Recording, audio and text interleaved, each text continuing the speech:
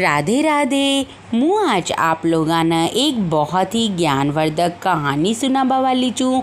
एक बार कई ऊँच पटेल जी जो पेली गाँव में पटेल जी रचा वह यात्रा करवा जाओ च, तो वो अपना साथ नायिका न ले जाओ च।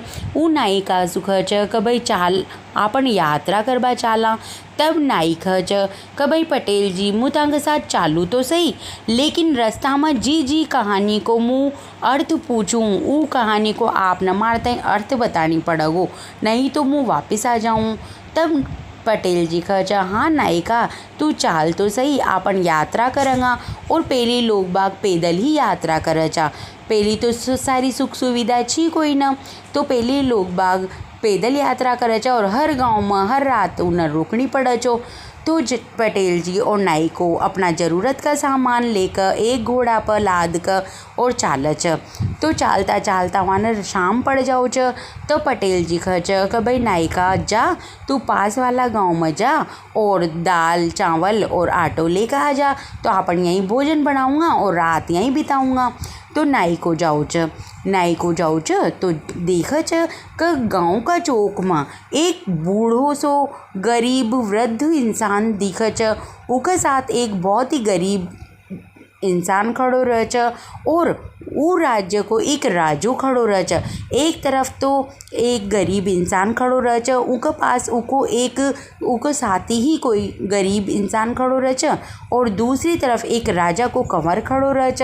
अब वो राजा को कंवर बार बार वो गरीब इंसान का पैर छूकर उसको आशीर्वाद लेतो रह च और दोनों ही की आँखों में सु आंसू बहता रह च।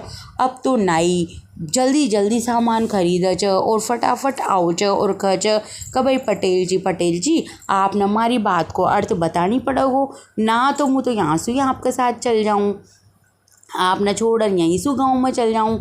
तो पटेल जी कह च कि देख रे नायिका आराम से बैठ, दाल तो चढ़ा द, बाटी जगरा में पटक द, और अब जब जो बात तू पूछोगो उनकी मुँह उतारता अर्थ बताऊँ।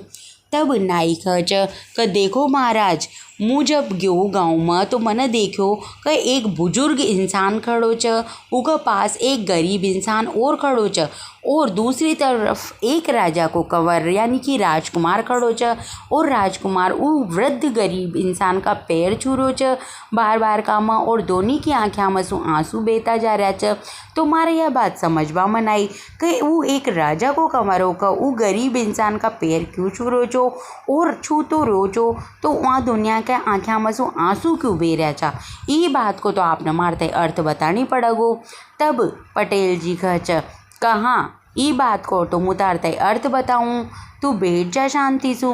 तो नाई को दाल चढ़ा दे च और बाटी डाल दे च। अब सुन च कि देख रे नायिका पास का गांव में एक राजो राज्य कर चो।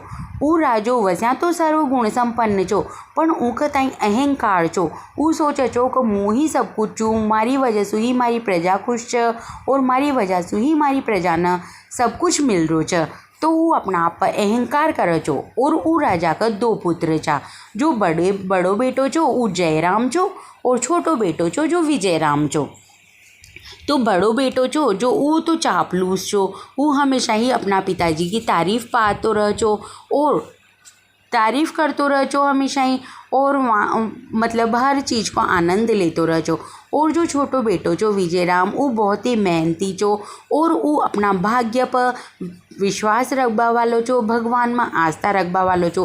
उको मानबो चो कि सबको नसीब अपनो अपनो रह च और उसु बढ़कर कोई इंसान न काई न मिला। तो एक दिन राजू बैठो रह च, तो राजू कह च कि बताओ पुत्राओं ता लोगाना की वजह से सब कुछ मिला च। तो बड़ो बेटो कह च पिताजी मना तो सारी सुख सुविधा और सारो ऐश आराम ताकि वजह से ही मिला च, ताकि वजह से ही मु राजकुमार केला हूँ छूँ, ना तो मारो तो कोई अस्तित्व ही कोई ना। जब तो यह सुनकर राजू बहुत खुश हो जाओ च। जब वो छोटा बेटा से पूछा च तो छोटो बेटो कह च कि देखो पिताजी मारो मानबो तो यो च कि सबने अपना नसीब यानी भाग्य को ही मिला च, उसु कम या ज़्यादा कोई न भी न मिला और सबने अपना भाग्य के अनुसार सारी सुख सुविधा मिला च।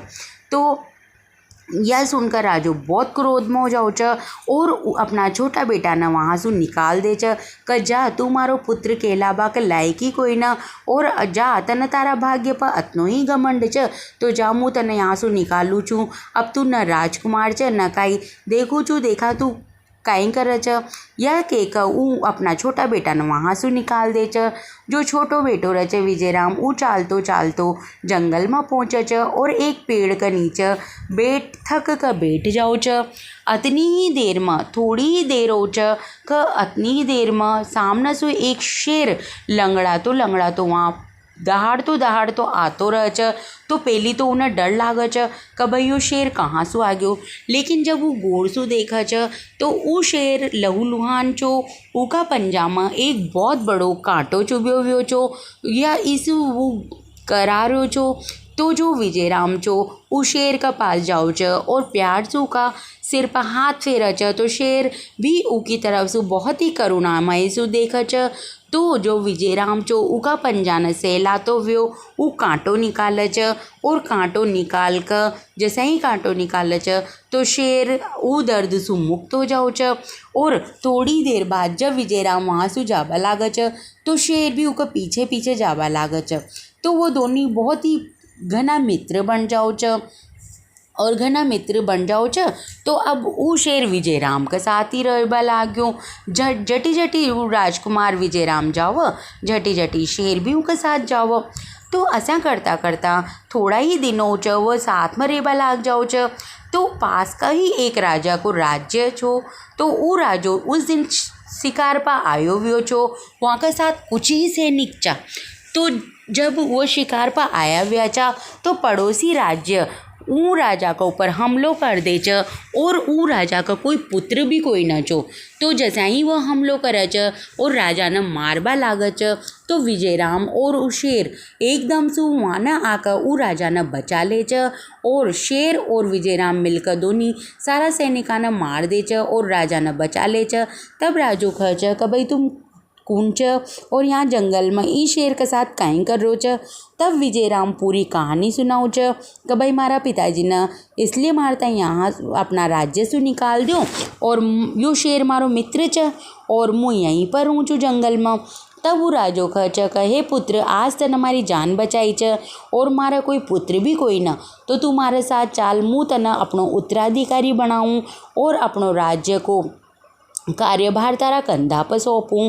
तब ऊ राजो अपना साथ विजयराम ने ले जाओ च और बहुत ही भव्य तरीका से ऊको राज्याभिषेक करे च और ऊ राजकुमार बन जाओ च। थोड़ा दिन बाद वो सोचा च कि देखा अपना अपना पिताजी की नगरी में जाकर एक बार देखनी चाहिए। तो जब वो अपना राज्य में जाओ च तो उन्हें पतो चला च कि उनका पिता और वो जो वहाँ को बड़ो भाई जो वो वहाँ का ताई तो पड़ोसी राज्य का राजा ने वहाँ से भगा दो और वहाँ का राज्य पर अपनो अधिकार कर लो। तब अपनी सेना लेकर जाओ च और अपना पिता को राज्य छुड़ाओ च। उसके बाद वो अपना पिता की खोज में निकले च। तो घूमता घूमता पास का ही गांव में जाओ च तो अपना एक कुम्हार का यहाँ पर दोनों बाप बेटा मिट्टी का बर्तन बनाता हुआ नजर आओ च।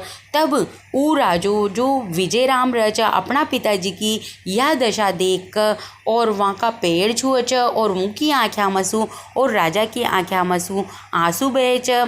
राजा ने तो यह सोच कर पश्चाताप हो च कि मना अपना पुत्र कताई बिना मतलब ही देश अपना राज्य से निकाल दो और आज यो एक राजा का रूप हमारे सामना खड़ो च और मारी काई स्थिति होगी। और पुत्र अपना पिता न ही गरीबाई हालत में देख कर बहुत दुखी हो च और इसलिए उनका आँखें में सो आंसू बहे च और वो बार बार अपना पिता का पैर छूकर आशीर्वाद ले रहे हो च।